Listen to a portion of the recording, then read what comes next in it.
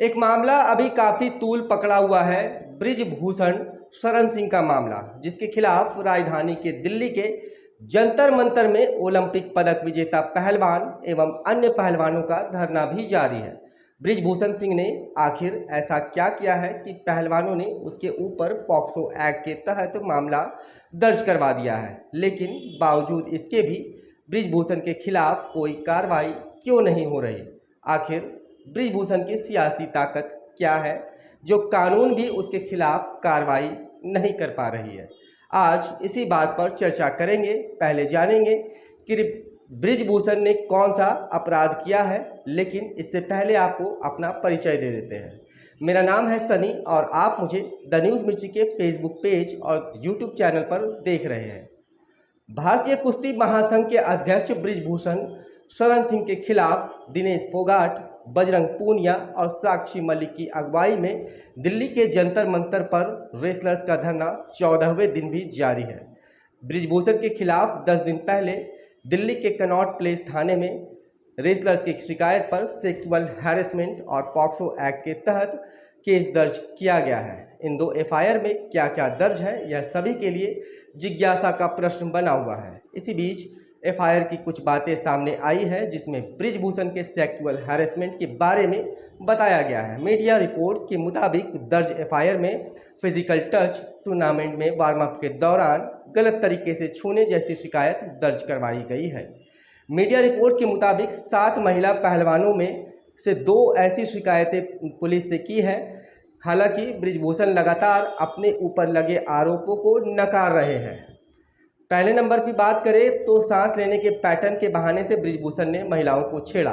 Report के मुताबिक दोनों पीड़ित महिला पहलवानों ने शिकायत में कहा है कि ब्रिजभूषण ने उन्हें सांस लेने के पैटर्न के बहाने उन्हें गलत तरीके से छुआ। ब्रिजभूषण ने उनकी सहमति के बिना जांग, कंधे, पेट और छाती को टच किया। छेड़छाड़ के लिए ब्रिजभूषण ने सांस के पैटर्न को चेक करने का भी बहाना बनाया।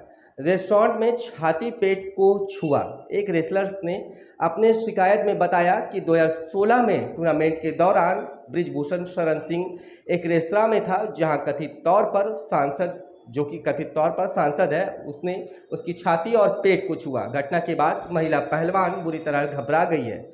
उसका खाना खाने का भी मन नहीं हुआ और वह पूरी रात नहीं सो पाई। टूर्नामेंट के दौरान भी इसी तरह की हरकत वह लगातार करते हैं। महिला रेसलर्स ने शिकायत में कहा कि 2019 में वह एक टूर्नामेंट में हिस्सा ले रही थी। वहां भी ब्रिजभूषण सिंह आया और बहाने से उसकी छाती और पेट पर हाथ लगाकर उसका उत्पीड़न किया।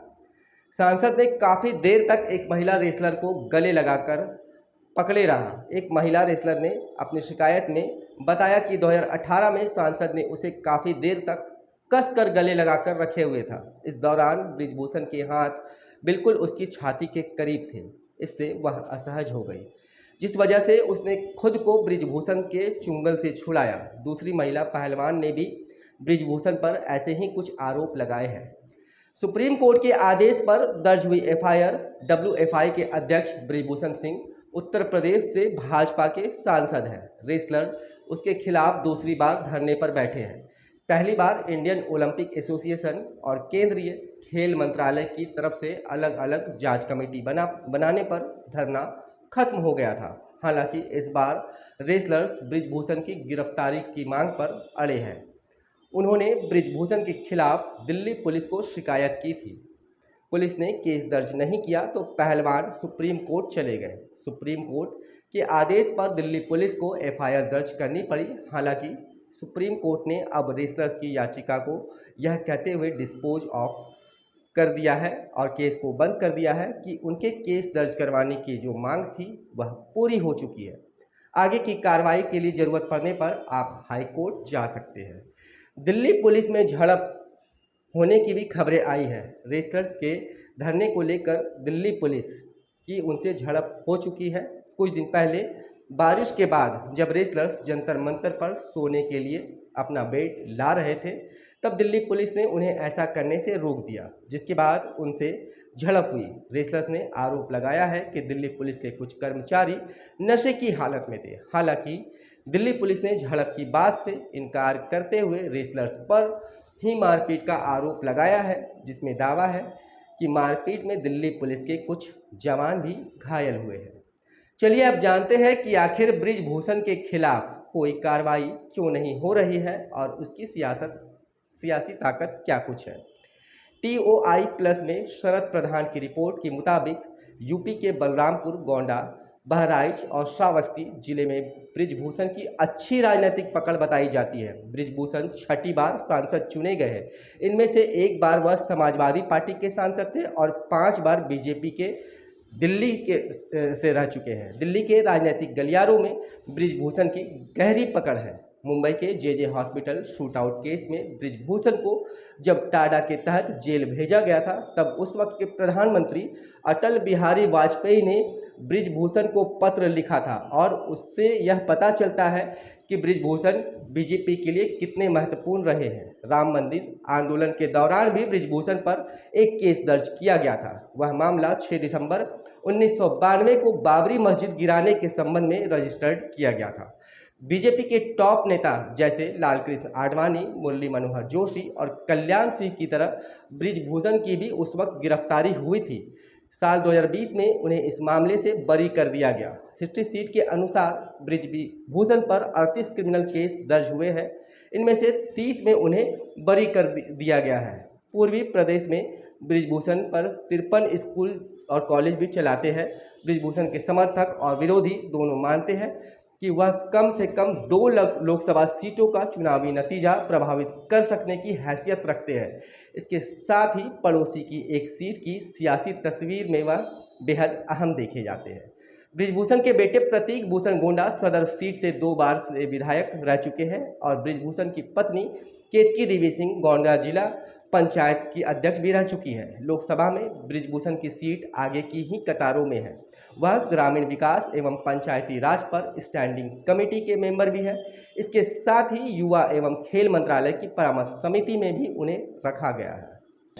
यह इस बात के बावजूद है कि यौन उत्पीड़न के आरोप में एक्शन नहीं लेने पर हो सकता है कि हरियाणा में उसे तगड़ा सियासी झटका भी लग जाए, क्योंकि भारत की टॉप महिला पहलवानों में से कई हरियाणा में से ही हैं और उनमें से कई धरने पर भी बैठी है। जहां तक बृजभूषण की बात है तो वह इस बात में पूरे जाट बिरादरी के पहलवानों पर उंगली उठा रहे हैं। WFI चीफ के खिलाफ आवाज़ उठाने वालों में से विनेश फोगाट, साक्षी मलिक और बजरंग पुनिया जाट बिरादरी से आते हैं। बृजभूषण ने कहा है कि हरियाणा के 90% एथलीट और उनके माँ बाप भारतीय कुश्ती महासंघ पर भरोसा करते हैं।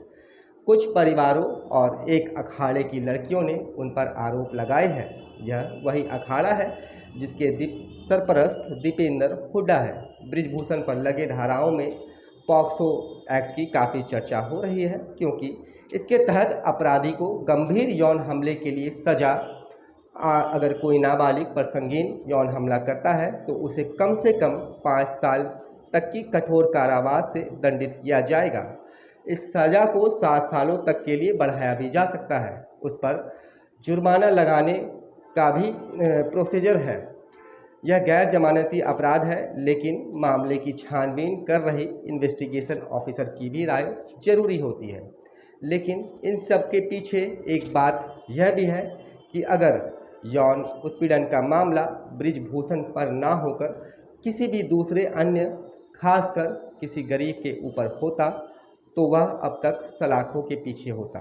ऐसा नहीं है कि ऐसे लोग अमीर हो या गरीब हो, पावर वाले हो या आम नागरिक हो, उन पर किसी तरह की दया करनी चाहिए, बल्कि कार्रवाई तो सबके लिए समान रूप से होनी चाहिए।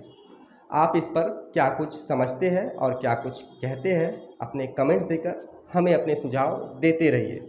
खबरों को और मुद्दों को आप तक पहुंचाने का हमारा प्रयास अगर आपको अच्छा लग रहा है तो हमारे इस वीडियो को ज़रूर शेयर कर दिया कीजिए, और YouTube पर अगर आप हमें देख रहे हैं तो चैनल को सब्सक्राइब कर दीजिए, और अगर Facebook पर देख रहे हैं तो पेज को फॉलो कर दीजिए।